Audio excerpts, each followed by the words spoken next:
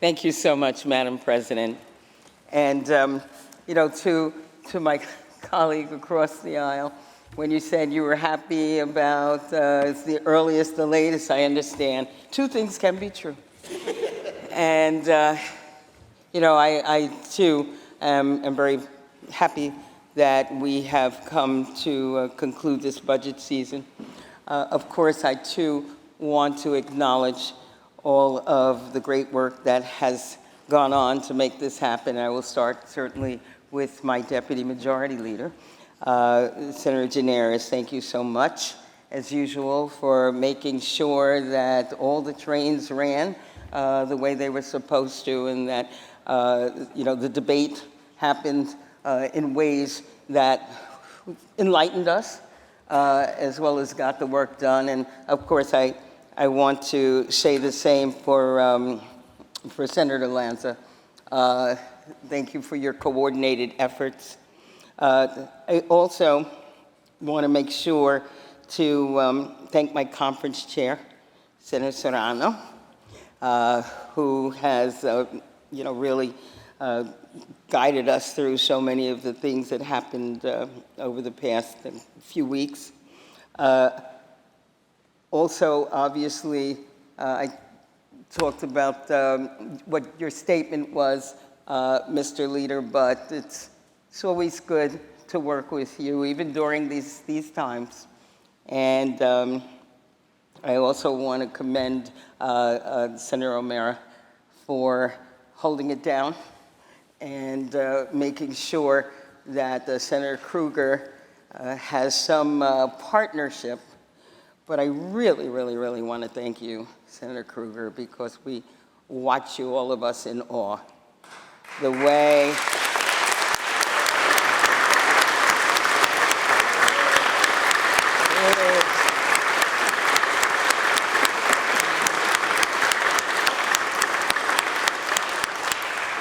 it doesn't matter what you ask her, how you ask her.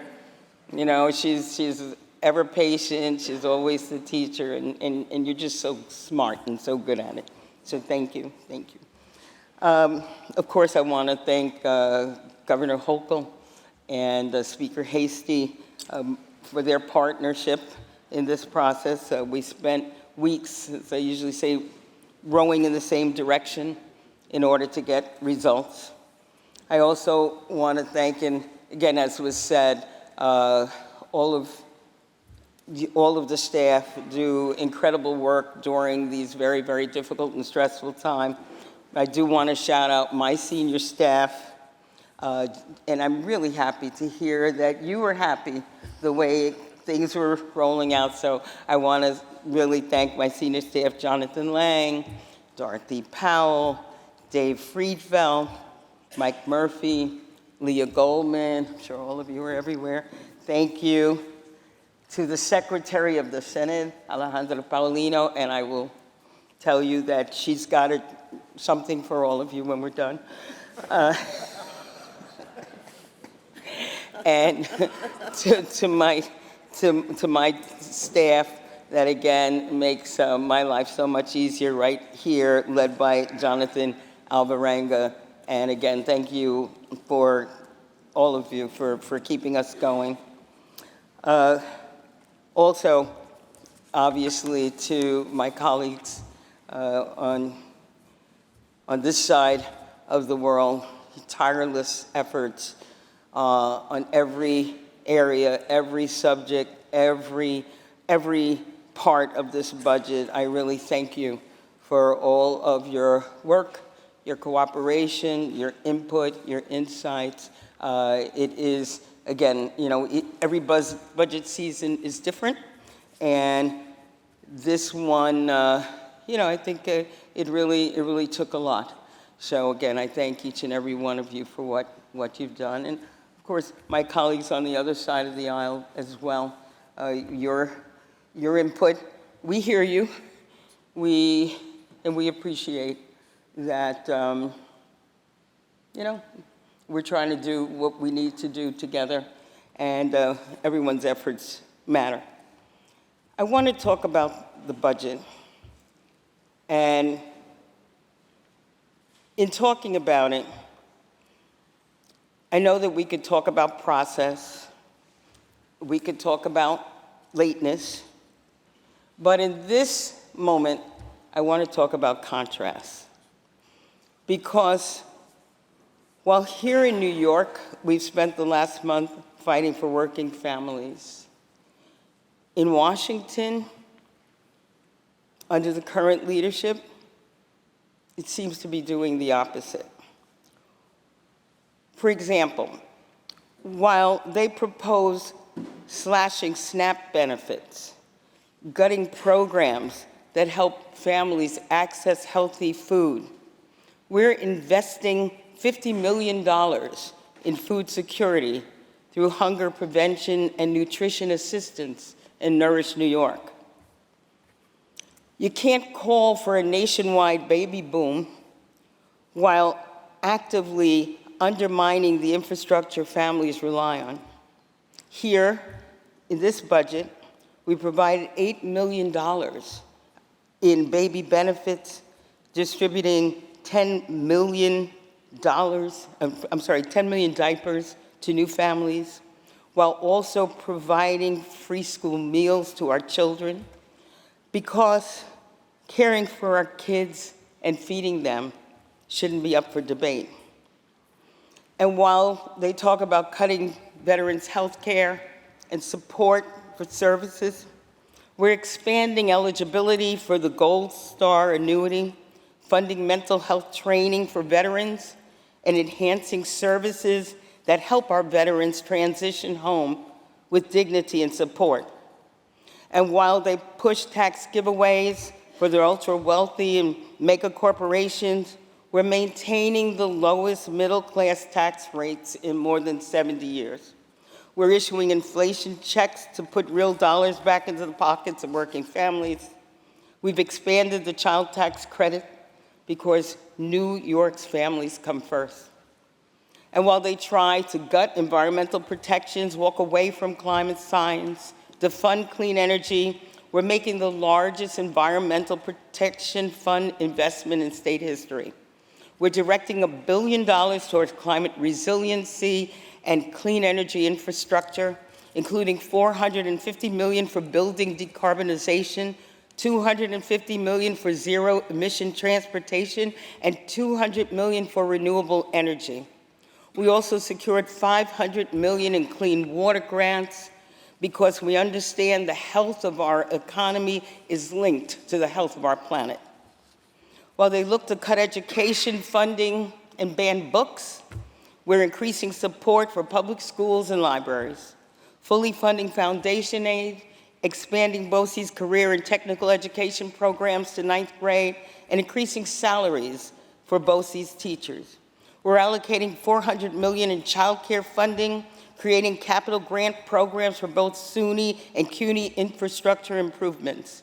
We're launching the New York Opportunity Promise Scholarship to open pathways for adult learners, boosting community college support across the board.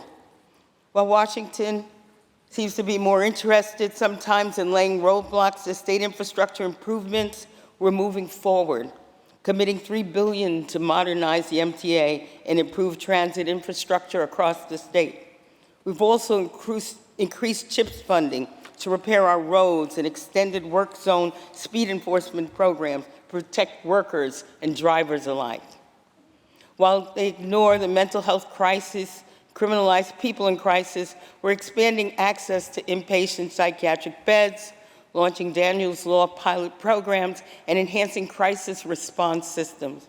We're improving discharge planning, expanding assisted outpatient treatment, and creating new standards to ensure care is accessible, respectful, and effective. While they cut funding to reproductive health grants and continue to criminalize a woman's right to choose, our budget puts additional funding towards accessing abortion care, including new money towards our abortion provider training fund, while also ensuring that New York hospitals are equipped to provide life-saving care in emergency pregnancy situations. While they so fear and neglect public safety needs, we're supporting victims and communities, funding youth development and community violence intervention programs, increasing discovery reform resources, and establishing a new Office of Gun Violence Prevention to coordinate smart, data-driven safety strategies. And while they threaten to gut affordable housing programs, we're continuing historic investments in housing, from $1 billion to support new housing development in New York City, including NYCHA, to expanded programs across the state for renters, homeowners, Mitchell-Lama, and land banks.